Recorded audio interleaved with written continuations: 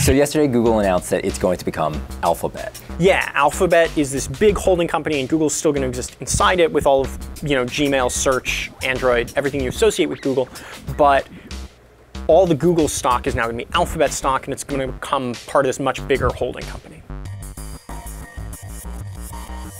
And that holding company owns Google, but it also has Auto, it also has Calico, and all these other ambitious... Loon, all the Google X stuff. Got it. So what does Google get out of this? Why does it want to separate out all of its different pieces? Yeah, so one of the things that's been happening in the background sort of for the past year and a half now is Google's been doing increasingly ambitious projects that are kind of not really related to the core things. This is the Google X stuff we've been talking about. There's been a lot of news about these, contact lenses they're developing and Project Loon, and investors have always been sort of nervous about them. They don't really see how they're going to make money.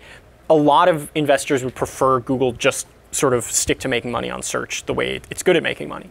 And so a lot of this is about kind of mollifying those investors and saying, if you want just the core Google, it's here. You can see it's still profitable. And if these other entities, if they don't work out, if they implode, we can shut them down. If they become wildly successful, we can spin them off independently. And also, if we need more funding for them, that funding doesn't necessarily have to come from Google. It can also come from outside rounds. They can IPO independently, and they'll each have their own CEO. I mean, so is there any sense that Google is doing this like purely to preempt, regulatory issues, or all of these countries have been looking to potentially break up bits and pieces of it? I don't think so, in part because a lot of, if you were going to break up Google, it's still Google that you would be breaking up, right? The smaller core Google still has all the products that people would be looking at. And also, Google's facing a lot of serious regulatory fights, most notably in Europe with the right to be forgotten and sort of the whole tracking cookie issue. But there hasn't really been any serious issue to take monopoly action against it. Do you think that potentially splitting up Google versus these inter-delivery companies like Loon and Fiber, does that play into it at all? Those are all so tiny, though. I think the percentage of people, even in the US, that are actually getting internet through Google Fiber is so tiny compared to the whole that it would be very difficult to... I think it would be like... saying Amazon's movie studio is a monopoly because they're going to take over the film industry, which maybe someday, but for now, there's still a very small fish in that particular pond. So I don't think it's regulatory. Also, a lot of people thought it was a tax break thing, which I think has not borne out as we look closer at the corporate structuring documents. I think, honestly, it's just there has been this division for a while between the stuff at Google that has to do with making money and the stuff that has to do with the future of the business and the future of the world. And that division's been kind of growing more and more, particularly as Larry Page and Sergey Brin have kind of drifted away from the day-to-day core businesses. And I think basically what we saw yesterday and what we're seeing going forward is that's now a formal division within the company. But so Loon, Fiber, this biotech stuff, these are the wildly ambitious ideas that could one day make a ton of money in the future, right? So, yeah.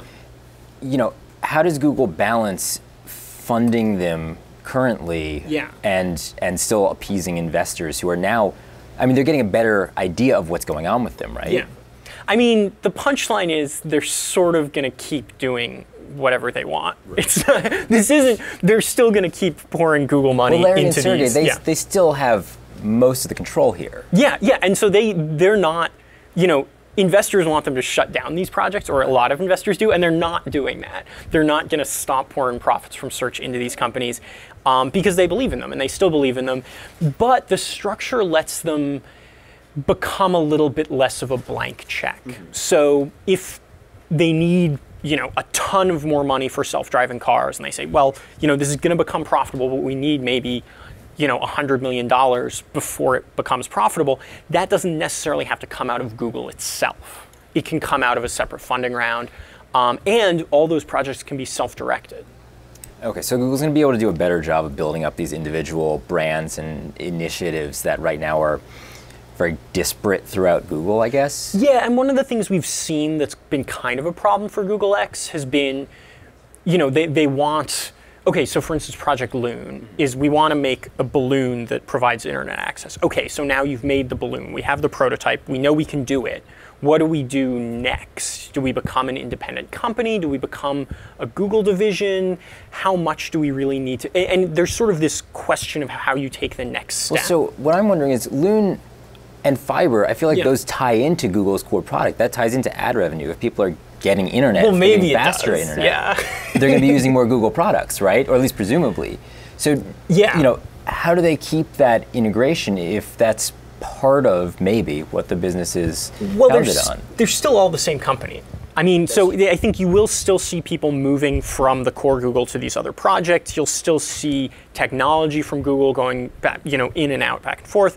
But I also think, to some extent, there's this question of, was Loon ever actually going to help search revenue? I mean, I think that's kind of an open question. That's certainly something that shareholders were told, and I think it's something they were sort of intensely skeptical of. And so part of what we're seeing now is Google, something like Loon no longer has to justify itself in terms of search revenue. It has to justify itself as part of this larger Alphabet organization. So where does Google go now that everything is split up? Yeah, I mean, I think the really interesting thing to watch here won't be the core Google, but it'll be these outside projects. One good example is Nest, which was acquired by Google a couple years ago. And, its CEO, Tony Fadell, last week he was CEO of Nest, which was owned by Google. And, once this whole merger is done, he'll still be CEO of Nest as now part of Alphabet.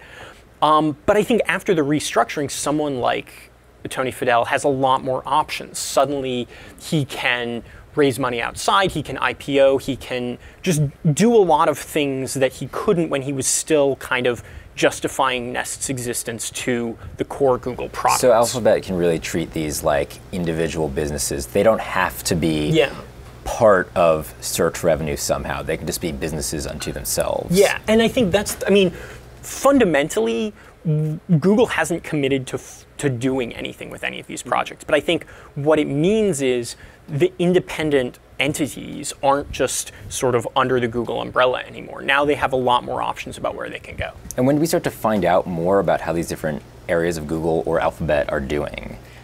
Yeah, I mean, I think when when Alphabet decides to tell us about them, that's the weird thing. So what they said in the initial announcement was they're going to announce Google profits separately from Alphabet products. So if you just subtract the Google numbers, you'll be able to see all the other ones lumped together. And I think something like Nest is a good example of it may decide to say, hey, guys, we're making all this money. We're gonna report Nest profits too. So this would be as these individual companies become successful. But I think it's something like, I mean, we saw this with Apple with, how many Apple Watches did you really sell? And they decided for a while, like, we're not going to tell you that yet. We'll tell you that later. It's kind of the same deal where Google may just not tell you how much money the other Alphabet projects are making or swallowing up, but at some point they could decide to. You never know, which is something that was less likely when they were all just under the umbrella of Google X. So, and maybe this is going back a bit. Yeah. Google's breaking out all these companies that are, potentially just losing them money. Is that not even scary? Potentially. I mean, I think a lot of them are just they are just they're throwing money into there's this idea that ambitious ventures. I mean, I think the thinking within Google has always been these are going to be some of these are going to be the core of the company 20 years from now, after search revenue maybe isn't enough to carry an organization of this size because the technology landscape is constantly changing. So these are our long shot bets on the future of the company. And now I think they're long shot bets on. How does it keep people from being scared that they're just throwing away money until that happens, though? Like one day the idea is that these will replace or search, or should search dry up? Yeah.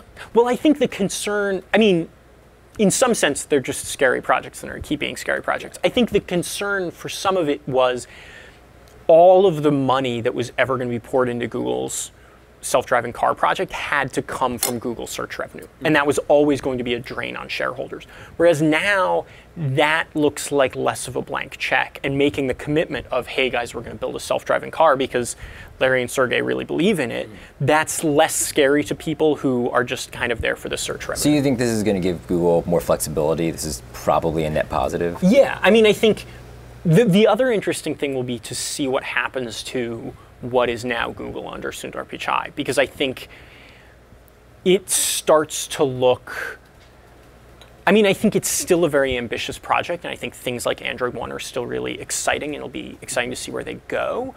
But you have to kind of wonder, now they don't have the excitement of, we're going to build these huge internet balloons, we're going to be, making drone wind turbines.